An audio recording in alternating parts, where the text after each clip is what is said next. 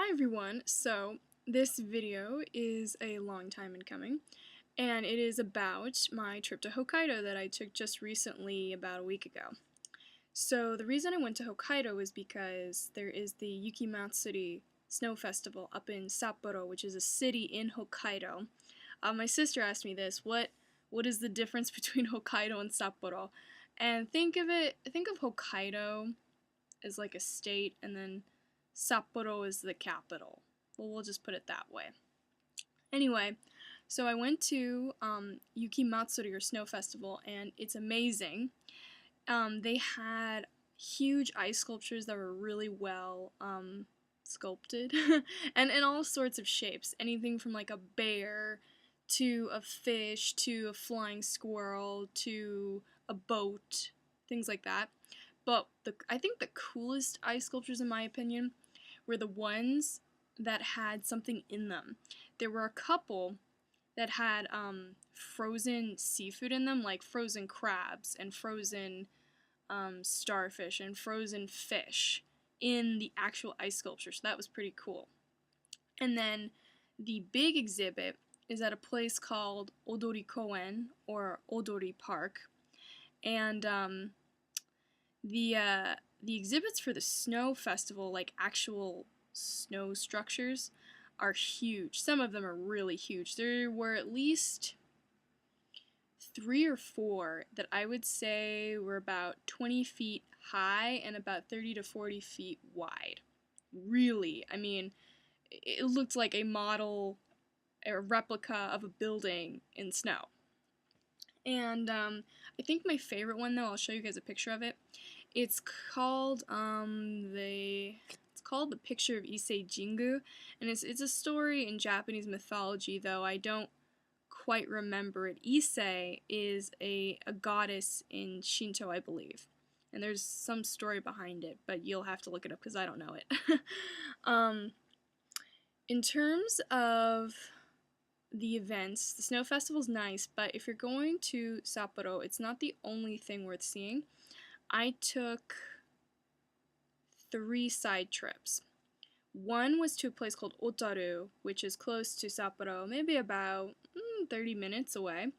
And they have a glass factory, they have good jewelry, and they had this really romantic evening program where they have a river running through the town of Otaru, and they have lanterns strung all throughout the river.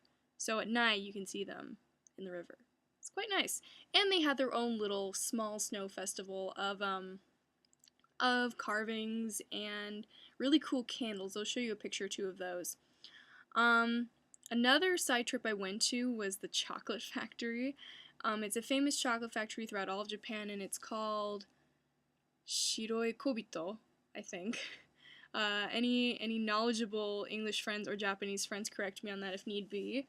And it was pretty cool. It was almost like the closest thing you're going to get to Willy Wonka and the Chocolate Factory, because you got to go through the factory, and the original founders of the factory had these vast collections of fancy schmancy chocolate and hot chocolate servingware, and you got to see the chocolate being made, and you got to try the chocolate. It was good. It was good. And oh my gosh, when I was at the chocolate factory, I had met a group of really nice teachers who were in the JET program, and I actually ended up spending the day with them. And when we were together at the chocolate factory, there's like this lobby where there's like a restaurant, and you can try various products from the chocolate factory. And one of the JET friends and I got an enormous parfait. Like, oh my god, I'll lean back. It was literally like this tall? Yeah, it was about that tall.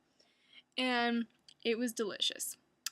And then the third trip, which, yeah, it was okay. It was like nice because it was the last day I was there and I just wanted something relaxing.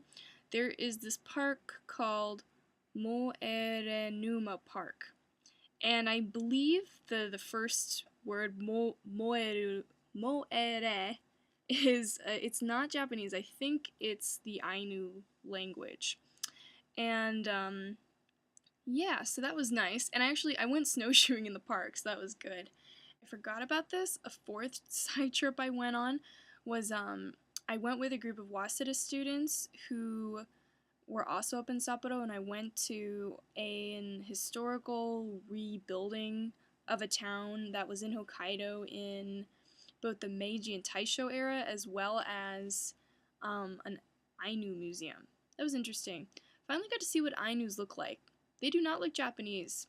They look more like Rasputin. And on a note, the weather, like freaking freezing, Mr. Bigglesworth.